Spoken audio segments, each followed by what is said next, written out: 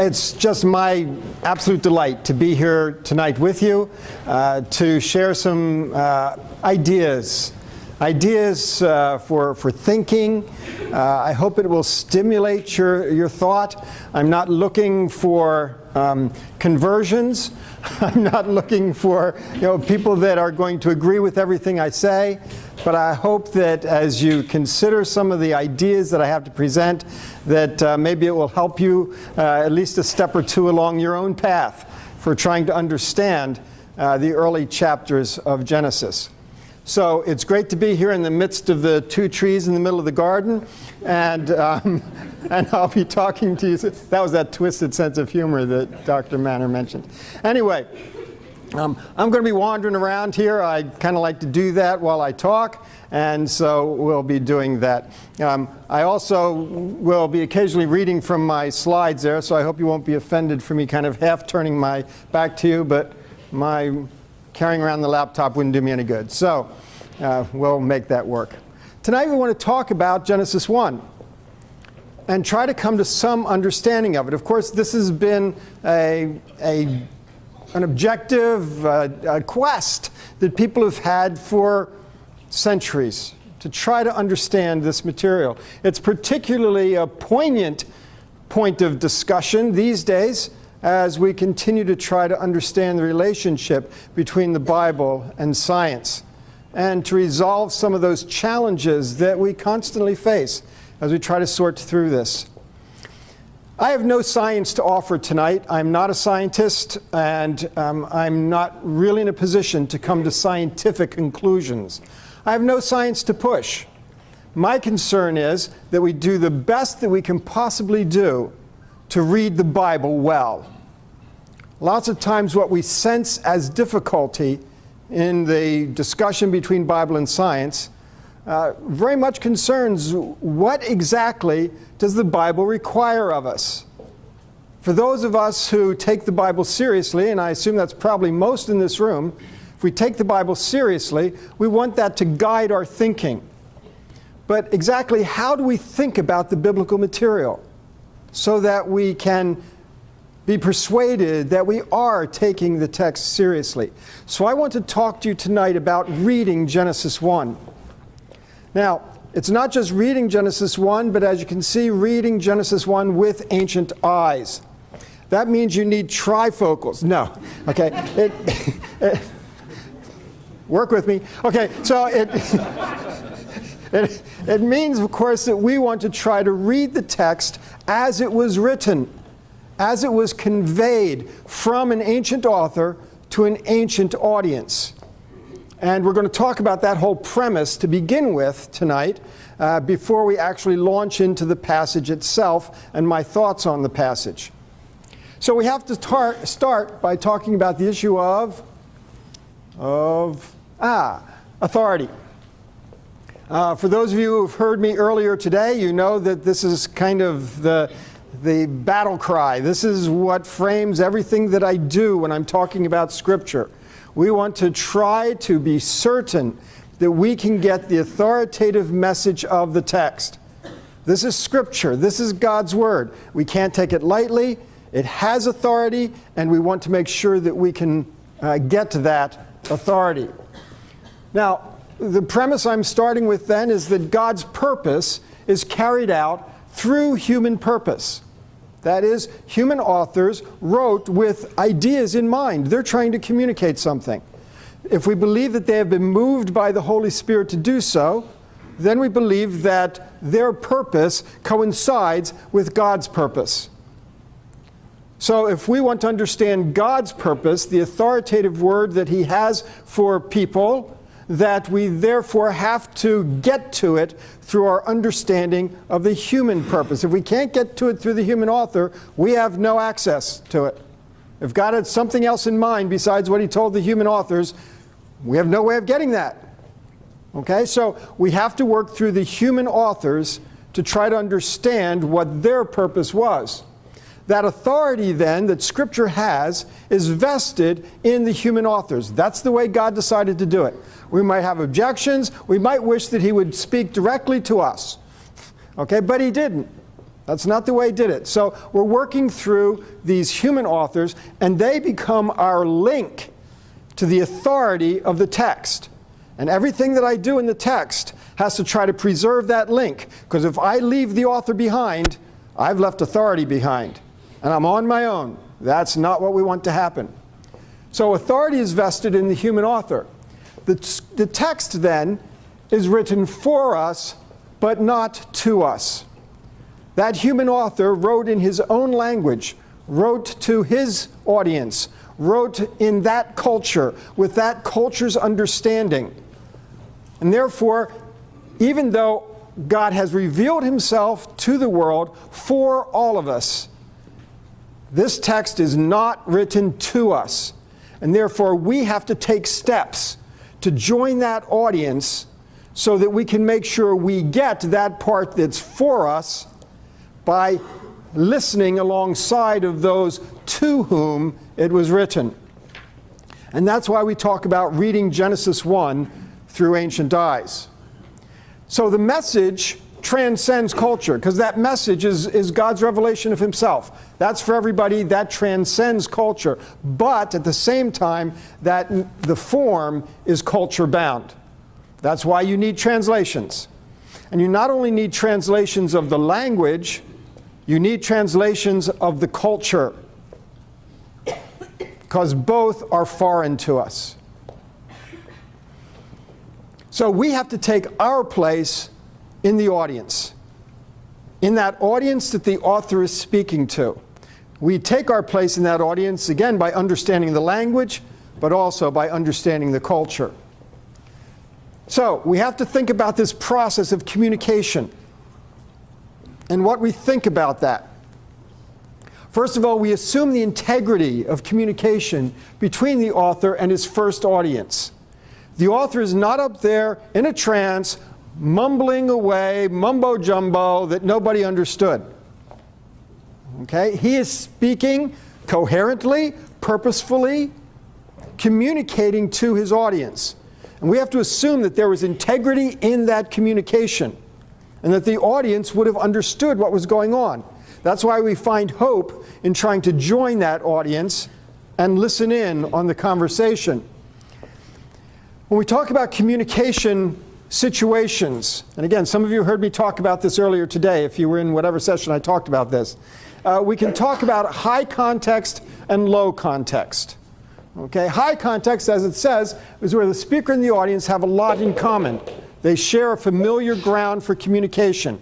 So if I'm talking to a graduate school classroom, I can assume certain things that they know, certain terms that they will understand. I don't have to explain those all over again, because it's a high context situation that allows me to communicate at a higher level. On the other hand, if I'm talking to my 6th grade Sunday school class, teaching them an introduction to doctrine, I have to use terminology that they will understand. They're in a much lower context. Okay, so high context is high levels of familiarity, common ground. Low context is the opposite. Okay, so low context, the speaker and the audience have little common ground, so much has to be explained. Okay, now it's important, because what's happening is when the author, in a biblical context, when an author is speaking to his audience, he's in a high context situation. They share language, they share experiences, they share history, they share cultural ideas, they share a way of thinking about the world around them. It's a high context situation. When we try to step into that communication circle, we are a low context audience coming into a high context communication. And therein lies the problem. Okay, because we've got a lot of ground to make up before we can really take our place in that audience and understand what's going on. Again, I really don't bring my 6th graders into my grad school classes and expect them to follow what's happening. Okay, if you need something else to hang a hook on for high context, low context, think about texting with your parents. Okay, enough said. So, there are high context situations and low context situations. All right, so we have to understand that in communication, because that kind of situates us. with regard to the audience that is the original audience for the material. So we have to see the world the way the text sees the world. That's the first step. After all, they think about the world very differently than we do. Almost everything we think about our world is not something they thought about their world. And you could kind of click off the issues and you'd see the differences. But see, their whole communication, especially about something like origins, is going to be premised on the way they thought about the world. You know, it's not some abstract, nebulous, universal truth about the world that God kind of ingrained in the text. He spoke His word through that ancient author to that ancient audience. And it's no sense of kind of, I'm going to use scientific truth that all people either do understand or eventually will understand. And if people don't understand it yet, well, give it a couple thousand years, they will. God didn't do that. Integrity of communication. The author understands what he's saying, and his audience understands what he's saying. That means he is not using our science. He is using their world and their ideas. So we have to try to see the world the way the text sees the world if we have any hope of understanding it. I'll turn every once in a while and say hello to you folks. Hello. Okay. So we have to think about cosmic geography. Cosmic geography is the shape of the world. What do you think of when you think of the world? Well, we think about that one on the left. All right, blue Earth, there it is. You've never seen that, of course, because you've never been out there. You've trusted the photographs. No, never mind. Okay, so that's kind of our cosmic geography over there on the left. And there's almost nothing about that they knew or thought in the ancient world. Something like their cosmic geography is something like on the right. Okay, a very different understanding of the world. Well, yeah, let's do that. Egyptians. Little diagram from a tomb painting here on the right in more modern style there on the left. My son's artistry. Hope you like it. You know, when they thought about the cosmos, look at what they thought about. Gods. We think about a material cosmic geography. Not them. They thought about gods. And so there's the blue lady is the sky arched over the earth. And the stars are emblazoned on her underside. And then you've got the earth god down at the bottom. Okay, and the air god, the guy in white there, is holding them apart. They're husband and wife, so they kind of would like to be together, but he's really a spoiler. And he keeps holding them apart, heaven and earth, kept separately. We've got the sun god in his bark sailing across the skies. See the waters being held back by the lady in blue? They're up there. He's sailing along on them. There's the moon god down back in the back. The storm god, here's Seth, battling the chaos creature Apophis. Osiris in the west over there on the right. Their world was full of gods. Now, they've drawn this kind of picture because that is what is most important to them about understanding their world.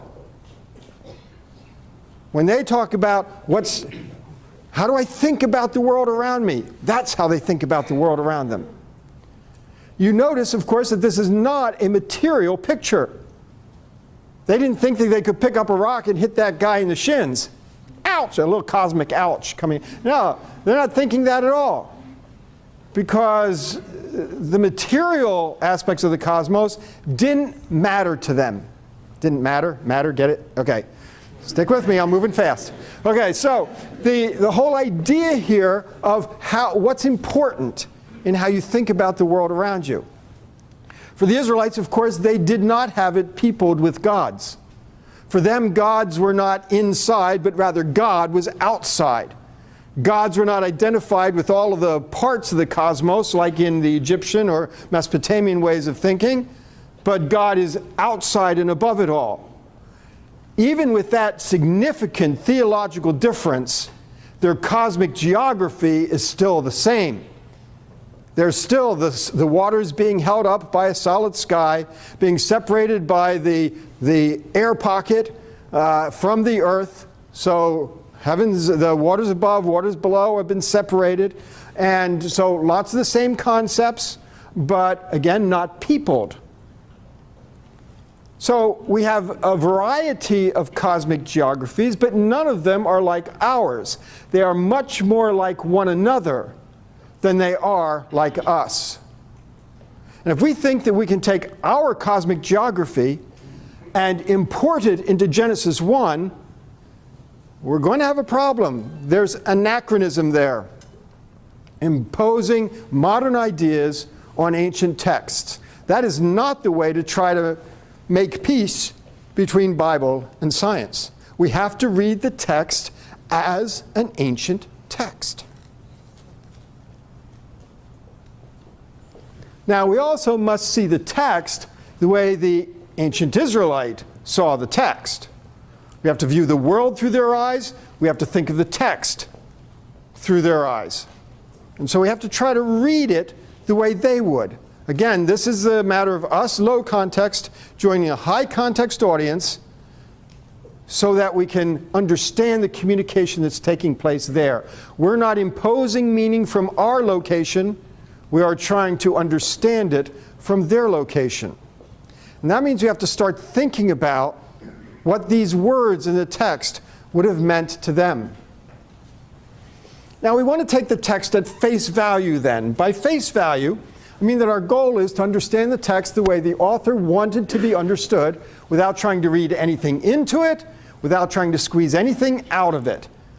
This is just a way of saying we're not trying to make the text be something that we want it to be. We're not trying to get it to answer our questions or extract answers for our questions. We are trying to understand the questions the text was asking and the answers the text was offering. And we shouldn't expect them to correspond to our questions and the kinds of answers we might want. We would never expect the text to address common descent or mutations or evolutionary processes or anything of that sort. Those are not their questions. That's not their world. And if we try to extract answers from about those from a text that wasn't meant to address them, we run a great risk of distorting the text. So, part of understanding the face value of the text is, first of all, to understand what kind of genre they're using. Now, this is a tricky one because our first inclination is to slap a genre label on it and say, oh, it's this or it's that. Some would say it's history. Some would say it's mythology. You know, slapping a label on it. Problem: those are our genre categories that have our definitions of them. No can do. We have to understand how they're understanding the nature of the literature. And the minute we slap a modern label on it, we are suddenly imposing a modern understanding on it. You say, well, what else can we do? I mean, I don't have any Hebrew genre labels to put on it. True. Okay? We don't need to label it. We need to try to understand it for the form of literature it is. After all, that's what genre talks about, form and function. So we try to understand the form and function of the literature. Instead of squeezing that form and function into already established categories that we have, we just open up and try to understand what the text is doing. We don't need a label. We just need to understand it in its own way. So genre is important. Cultural perspective. Again, they're writing the text from their own culture, and we need to be alert to all of that. We also want to ask about the focus of revelation. Now, by focus of revelation, we're recognizing something important about the way communication takes place. Since it's a high context communication, you need hooks to hang communication on. And those communication hooks are not necessarily going to be the actual thing that the communicator is trying to affirm or teach. But he's got to communicate with something. Okay? Now, this is a tough one to grasp. But for instance, in the ancient world, people didn't have a good grasp of physiology. They believed in the ancient world that basically all the cognitive processes took place down here. Liver, kidneys, heart, intestines, sometimes even stomach.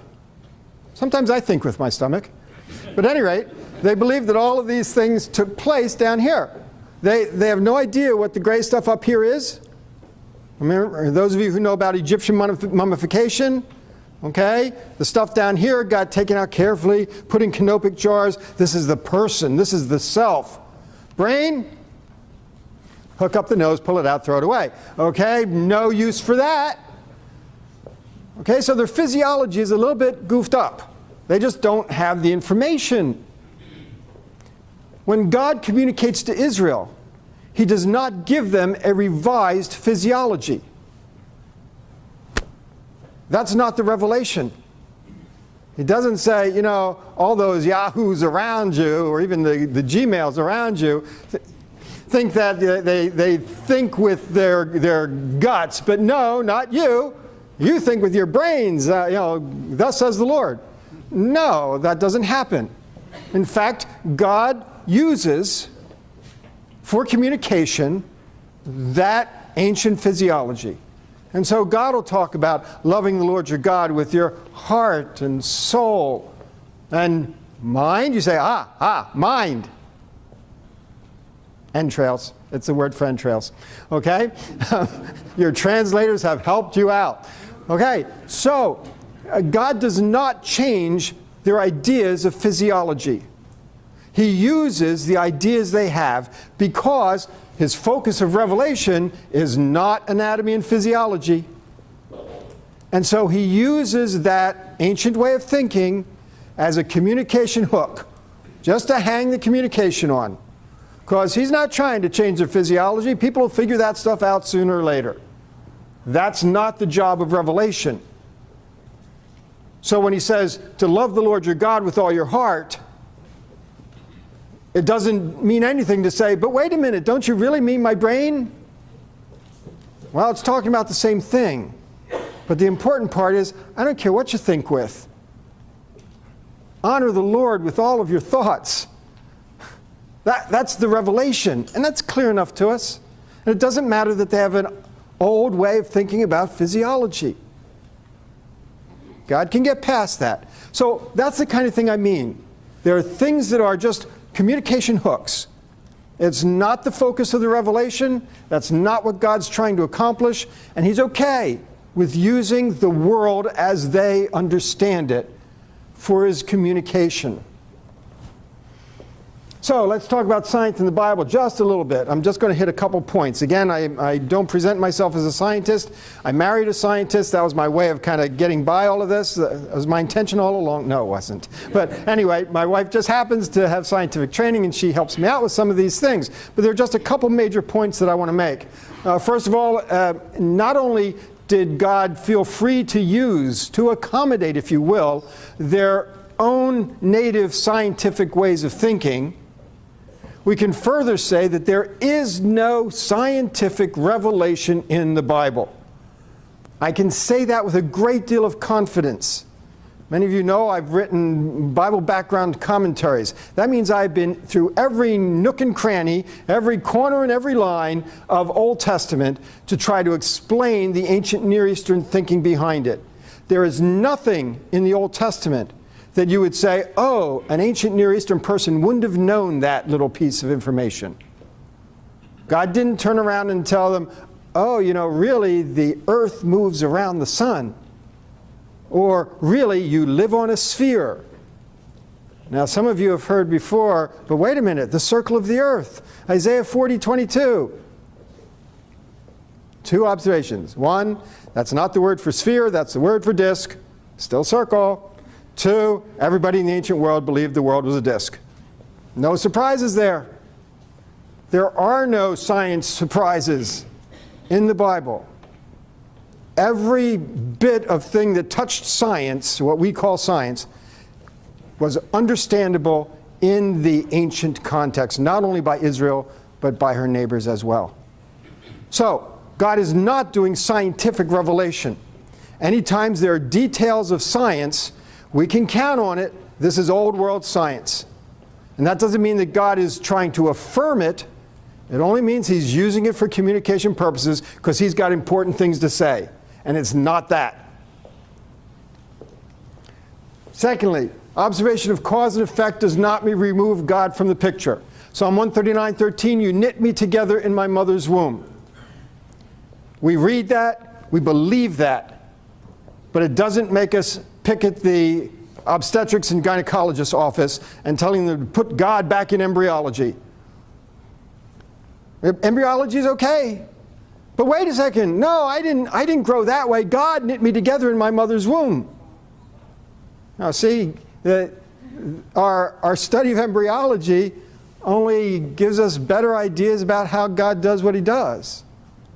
We don't deny what science can learn about that process on the basis of Psalm 139:13. We rather believe that God is working through that process. The scientists cannot detect God's work.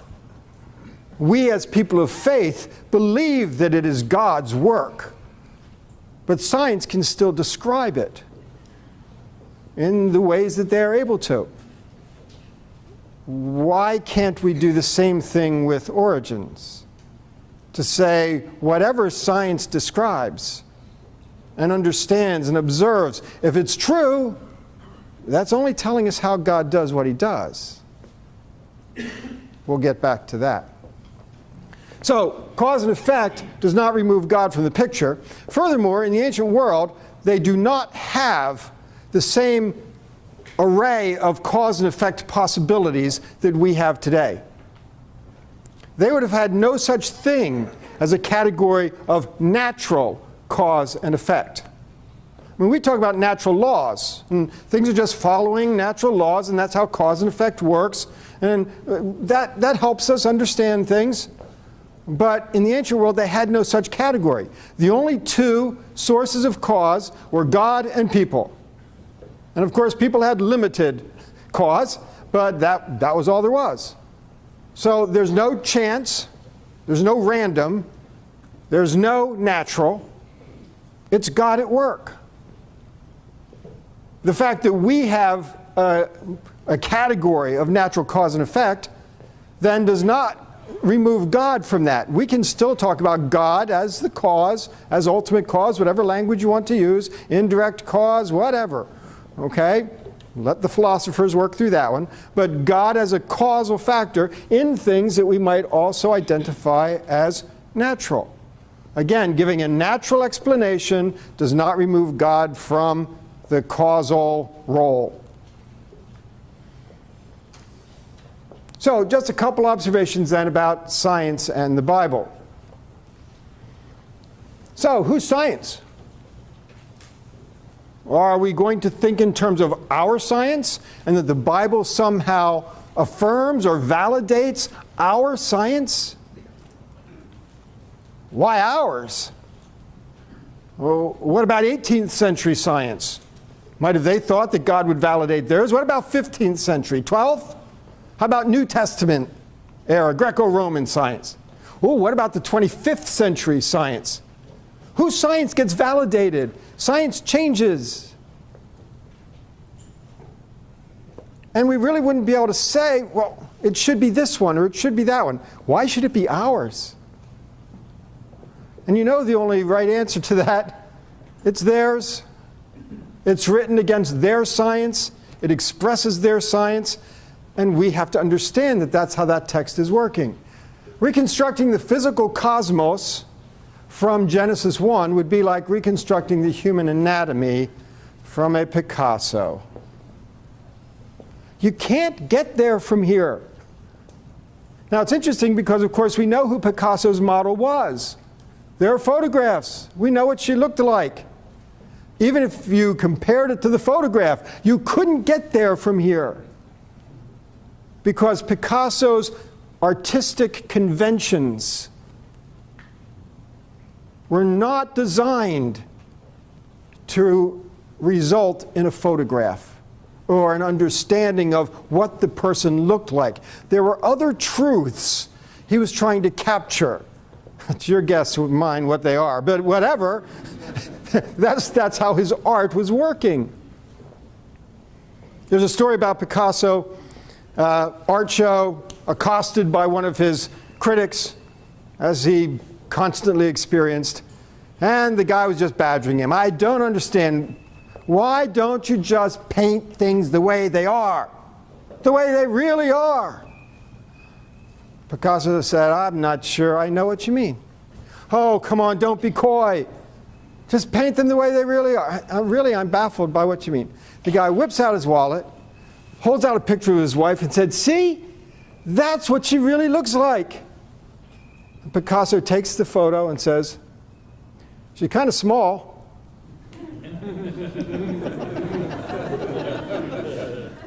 Kind of flat. And I don't know how she gets along with no legs or arms. Conventions of reality. See, that art critic had accepted certain conventions of reality represented by a photograph of just a person's head. But yet, because he accepted those conventions, that was reality to him. Picasso was painting a different sort of reality. There was just as much reality in his conventions. Reality can be expressed in a variety of conventions. We have no right to impose our conventions on the text just because we're persuaded that that's the more important reality. There's the authority in the text. We have accountability to the reality that it paints and understand its conventions and the reality that it is trying to express, not to impose ours on it. So whose conventions count? If we're talking about authority, theirs do. So my proposed thesis, there are two major points as I talk about what is there about the ancient world that we are totally unaware of, oblivious, that make a difference in reading Genesis 1. I'm going to have two things that I'm going to talk about.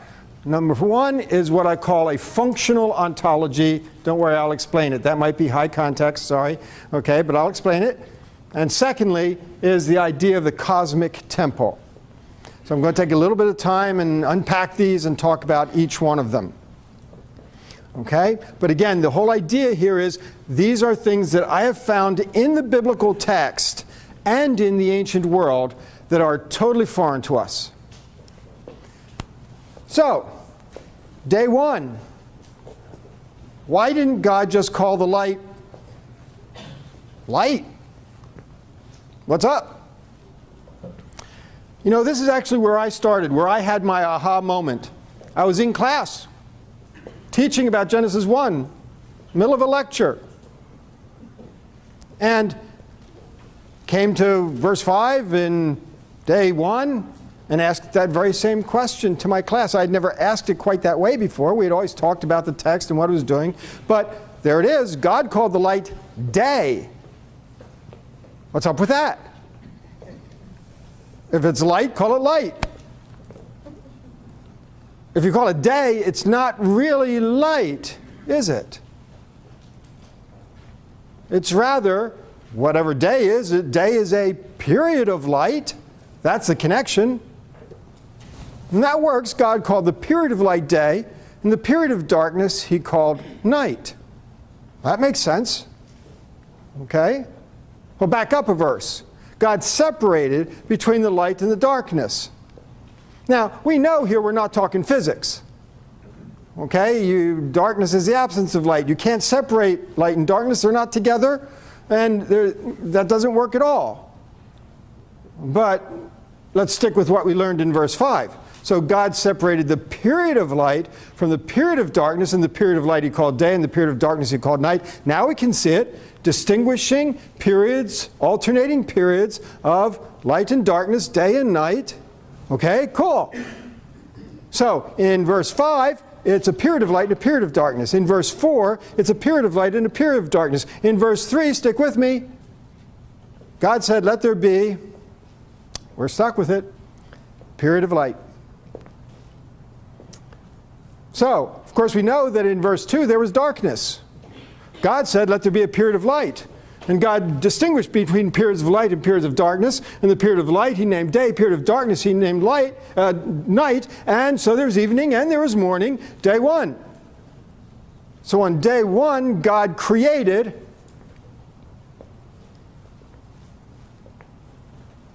the basis for time, alternating day and night. God created day and night on day one as a period of light and a period of darkness. There is nothing material going on here. We might kind of be able to think of light in material terms. Particle, wave. I don't know about you, but I have trouble imagining all of that. I know the physicists are right. I trust them. But, we still have trouble thinking of light as something material. Walk through a sunbeam and bonk. Sorry. I'll walk around that. No! We have trouble with that.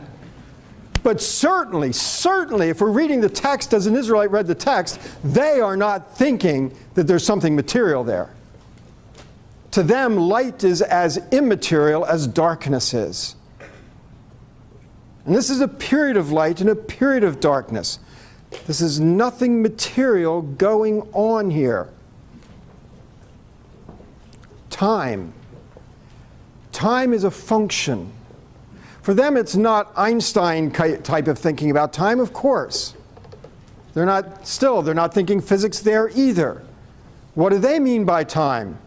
Alternating periods of light and darkness. Day and night. That's time.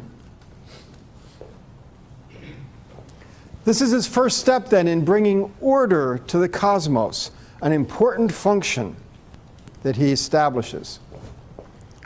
Now, that leads us to start asking questions about this verb, God created. What are we dealing with here? After all, if time is a function, then what do we mean that God created? And that time is one of the results of that. So we have to do a little bit of study on the verb create as it is used in Hebrew. Here's some of the results of the study that I offer. It's in Lost World. It's in other things that I've done.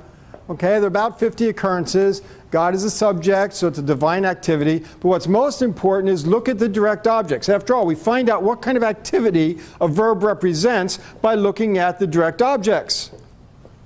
What happens? What's the result of creating? Okay, so we look at it and wow, look at these things. We're dealing with a whole list of direct objects that are not material in nature. Well, what in the world would it mean for God to create something like Jerusalem? Okay, God create the nations. God create purity. Create in me a pure heart, O God. We're not talking about a heart transplant here. Remember what heart is in that ancient context. We're not talking about a brain transplant either. What is it to create a pure heart? Now we can get a little glimpse of this because even in English we have a variety of ways that we use the verb create. After all, we can create a masterpiece. We can create a committee. We can create a curriculum. We can create havoc.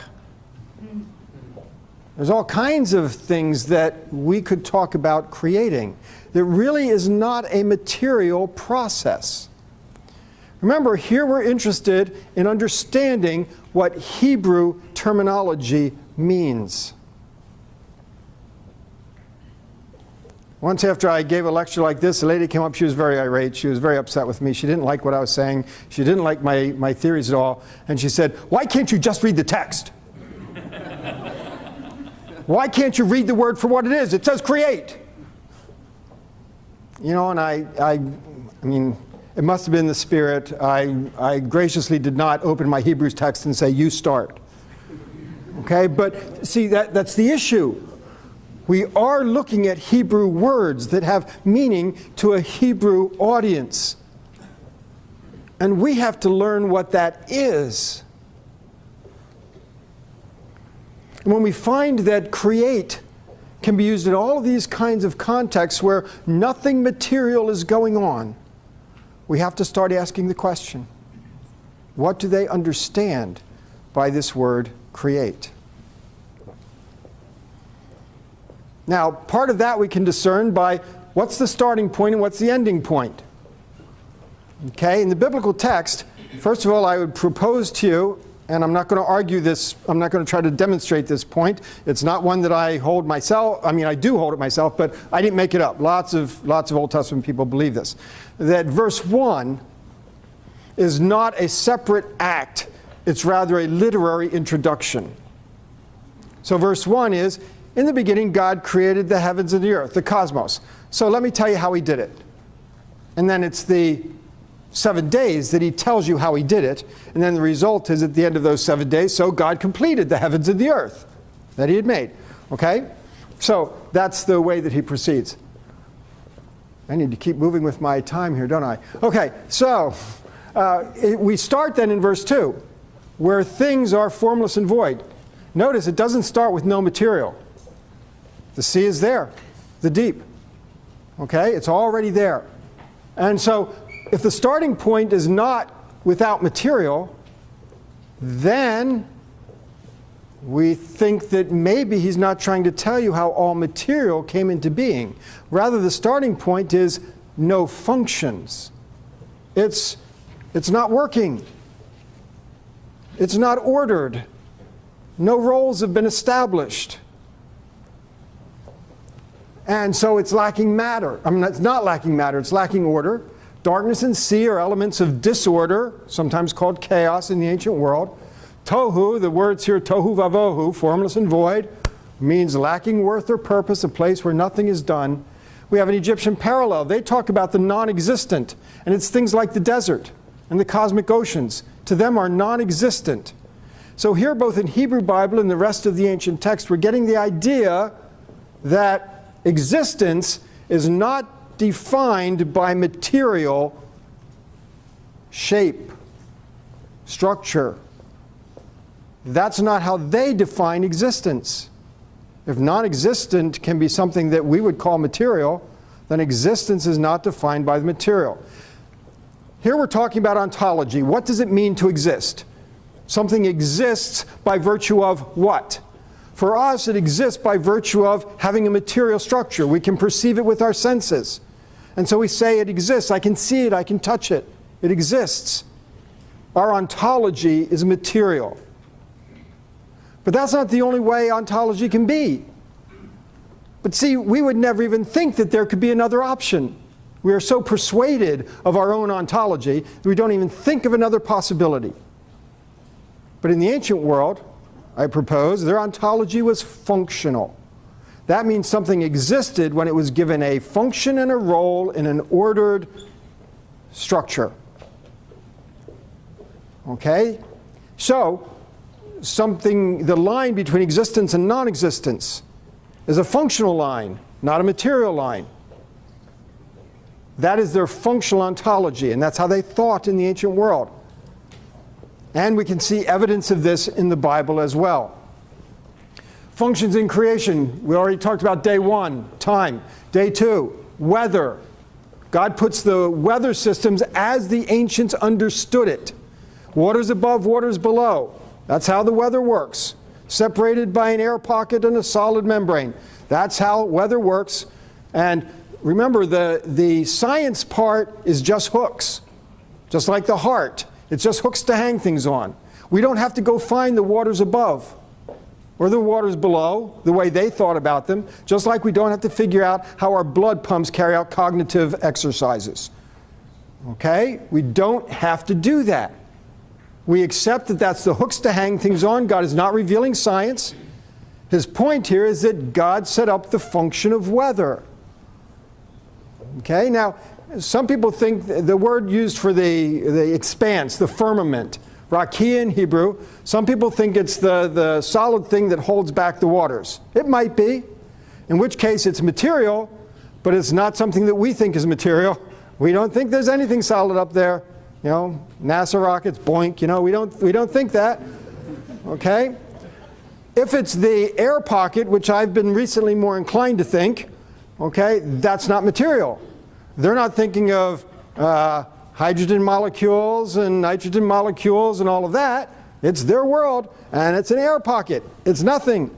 So, again, day one had nothing material. Day two has nothing material, at least nothing that both they and we thought of as material.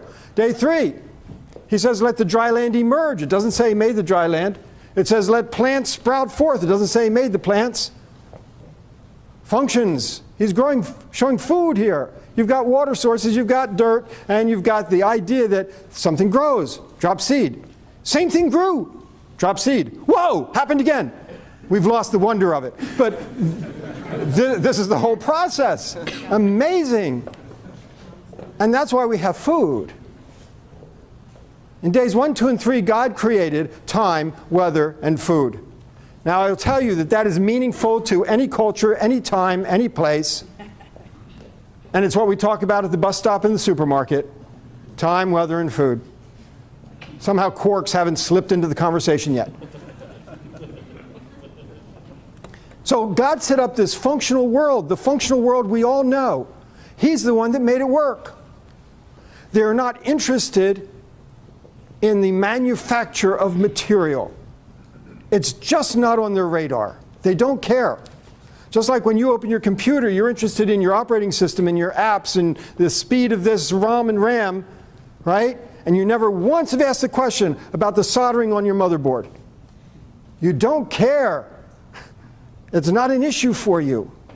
You care about the functions of that computer. And so in the ancient world, they cared about the functions in their world because it's a world that's run by God or gods, and who's in charge is what's important. It's a business, it's a kingdom, it's not a machine. And the material parts were of no concern to them. Look at Genesis 8:22. After the flood, God restores all of this.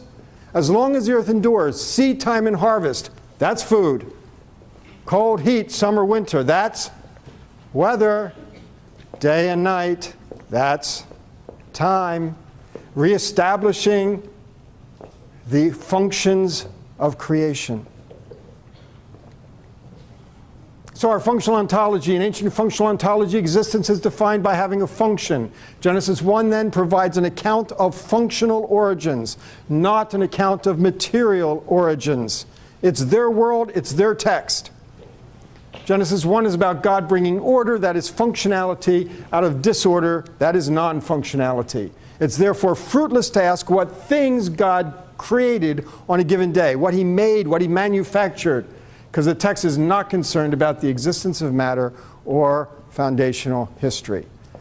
Whatever matter existed or exists, God made it. But we're not asking about all the things God did. We're asking, what is this account about? Because it's their text, not ours. Dilbert, every project you worked on this year got canceled after reorganization. Functional negation. You did nothing. It's as if you didn't exist. Functional ontology. Right? You didn't exist because you didn't do anything. Well, that's not entirely true. I occupied space. Oh, material ontology comes in strong. I'd like to see someone who doesn't exist do that. Well, a dead person can occupy space. Uh-oh. But a dead person exists. Really? Material, not functional, even in Dilbert. The logical superiority of a functional ontology over a material one. Consider nearly all of the modern controversies concern what the biblical view is of the span of time over which things, material objects, were created. Old earth, young earth, that's material questions. If the text primarily addresses functions, not material, what's the implications for the controversies? Poof. Cosmos is temple. Boy, I've got to move fast. Sorry. We doing all right? Okay. Cosmos is temple. Okay? When we read Genesis One, we get to day 7 and we think that, oh, okay, we reached the end. This is the end music, as my father used to call it in the movies. You know, it's just kind of tying things up here, a little theological footnote, and we're all taken care of here. The real creation takes place in days 1 through 6. Day 7, you know, okay, God rested, whatever in the world that means, okay? Well, no, not okay. An ancient reading the text has a totally different response. An ancient reading of the text says, oh, this is a temple text. And you say what? Where'd you get that? I don't see the word temple anywhere in sight. He said, it's easy. God rested. Okay, I'm not with you. God's rest in temples. That's the only place God's rest, in temples. In fact, that's what temples are built for God's to rest in. If God's resting, this is a temple text. We'd never see that. High context. We're not in that circle of communication. We've got some catching up to do. Okay, that's an ancient temple text there. Rest is the main goal of creation. People may be the climax of the 6 days, but rest is the climax of the creation account. This is a temple text. God, I'm proposing, is setting up the cosmos as sacred space, which is marked by His presence. That's what we call a temple. God is setting up sacred space for His occupation. If God's not there, it's not sacred space. And all of the passage is meaningless. He sets it up to work for people. He doesn't need it. But He sets it up as sacred space. That means He's in it. And if you miss that, you miss what Genesis 1 is all about. Because this is not just about a cosmos full of material stuff. It's about a cosmos that is sacred space, working for people with God in it to relate to these people that He has created. The temple is constructed as a microcosmos. I can't go into the details. Look at Psalm 132. Let us go to His dwelling place, temple. Let us worship at His footstool, the ark. Arise, O Lord, come to your resting place. That's what the temple is. For you in the ark of your might. For the Lord has chosen Zion. He has desired it for His dwelling. Okay, temple. This is my resting place. Okay, now we get the clincher. Forever and ever, here I will sit enthroned. We think of God resting as kind of kicking back. Okay, I've had a hard week, creating things. Well, I'm just going to take a breather here. We know that's not true, but we don't know what else to say. This tells us what to say. When God rests, it means He has taken up His place there, His throne. His rest is His rule. Rest means everything has been brought under His control so that now what becomes normal can proceed. God is ruling in His place. When God says He's going to bring rest to Israel from her enemies all around, He's not saying so you can watch Sunday afternoon football or so you can kind of sit back and have a cool drink. He gives them rest, which means He brings them stability, equilibrium, so that they can live their lives. That's what rest is. And Hebrews tells us we haven't quite gotten there yet.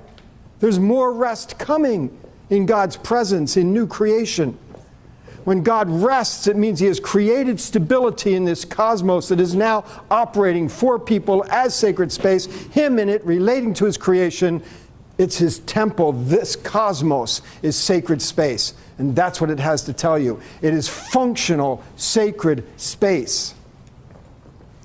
The 7 days then, we find out that temple inaugurations take place often enough in 7-day periods. If we ask, why is this happening in 7 days? It's because it's the inauguration of sacred space. When they built Solomon's temple, they had years and years and years of material preparation. And even when all that preparation was done, there it stands. You could look at it, you could touch it. Is it a temple? No! It's ready to be a temple.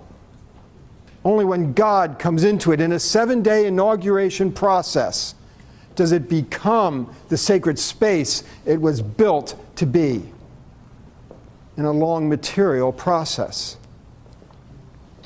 So, the word day suggested should be a 24-hour period. Fine. but it's not a day for material things happening. So that 7 days has nothing to do with the age of the earth. Age of the earth is a material question.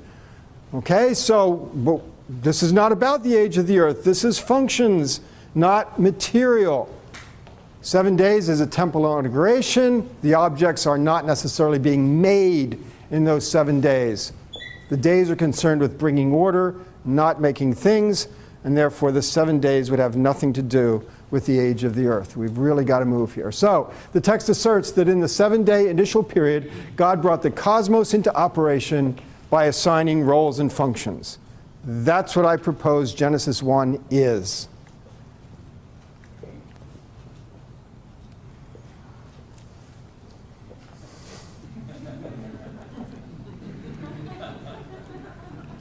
I'd better stop there. Thank you very much.